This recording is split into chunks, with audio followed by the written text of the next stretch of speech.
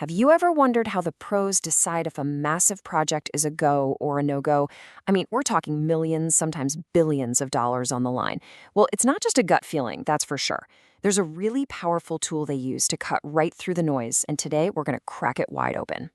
All right, welcome to The Explainer. Today, we're diving deep into a real powerhouse metric from the world of finance, the internal rate of return, or as you'll almost always hear it, IRR. So yeah, get ready to put on your CFO hat for a few minutes. So let me ask you this. It doesn't matter if you're launching a new app from your garage or you're the CEO of a huge corporation. You're facing the exact same kind of terrifying question. You're about to commit a serious amount of cash, and the stakes, they could not be higher. How do you really know it's the right call? Okay, so let's really get into this. This is the fundamental challenge, right? You're putting a huge amount of capital on the line. You're hoping for a big payoff down the road, but you can never be 100% certain it's going to work out. And that is a tough spot to be in. Just going with your gut or having a hope for the best strategy, that's not a business plan. That's just gambling. To make smart, confident financial moves, you absolutely need a structured method, a real tool that gives you a clear, data-driven signal to slice through all that uncertainty. So what do we do about it? What's the solution? Well, this is where the hero of our story today makes its grand entrance, a powerful tool designed to solve this very problem. And that hero is the internal rate of return method. Now, its whole job, its entire mission, is to find one single thing, the interest yield of a potential investment. This number is the key that's going to unlock the clarity we've been looking for. And honestly, that phrase, interest yield, is kind of brilliant. It makes this whole idea just click, doesn't it?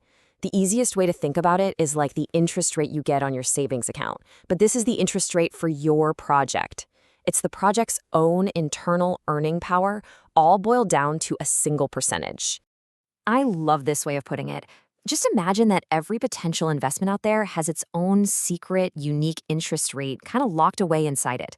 The IRR method, well, that's the key we use to open the door and see exactly what that powerful number is. Okay, so we know what we're looking for now, but how in the world do we actually find it? What's the magic behind the curtain that gets us to this crucial number? So at its heart, it's all about finding a perfect balancing point. Picture a seesaw. On one side, you pile on all the money you're spending today to get the project started. On the other side, you put all the money you expect to get back in the future. The whole point of the IRR calculation is to find the one interest rate that makes that seesaw perfectly level. And this slide really nails it visually. On the left, you've got your initial cost. On the right, all those future earnings. The IRR is that one magic interest rate, sometimes called a discount rate, that makes the value of both sides exactly the same in today's money.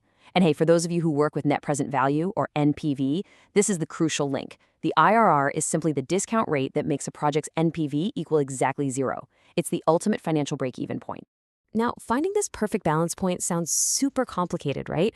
Well, the good news is you don't have to break out an old textbook and a pencil. Thankfully, there are some pretty standard tools that make this whole thing way, way easier. So what are we talking about? Well, first, there are dedicated financial calculators built for exactly this stuff.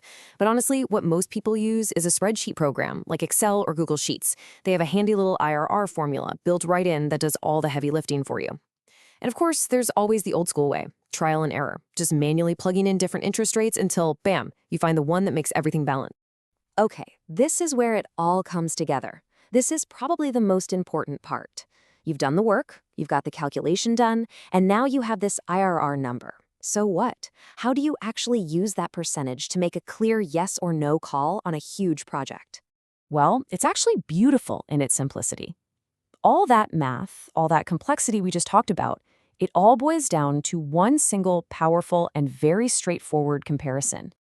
Think of it like a shootout between two numbers. In one corner, you've got the IRR. That's what the project is offering to pay you. And in the other corner, you have your required rate of return. Now, this is your number. It's your company's hurdle rate, your benchmark. It's the absolute minimum return you're willing to accept to make an investment worth your time and risk. And that's the whole game right there. You're just comparing what the project offers versus what you demand. This one comparison gives you the clear, unambiguous decision criteria you've been looking for all along. And here it is, the golden rule. It's this simple. If the project's internal rate of return is equal to, or even better, greater than your required rate, you accept the project. It's a green light.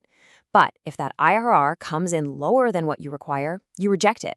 It just doesn't make the cut. No gray area. So let's just recap the whole journey. The IRR method goes out and finds an investment's true hidden interest yield. Then you take that number and you pit it against your own minimum standard, your required return. And bam, it delivers a clear, confident accept or reject decision. It's financial clarity in a bottle. Now, IRR gives you an incredibly powerful financial answer, but it's not foolproof. Sometimes you can get weird cash flows that result in multiple IRRs, or it can give you a misleading answer when you're comparing two totally different projects. And this opens up a much bigger question. What about all the stuff you can't quantify in a spreadsheet? Things like strategic fit or brand reputation or employee morale. What do you do when the numbers scream yes, but your gut says maybe? That's where the science of finance meets the art of leadership. And that's definitely something to think about.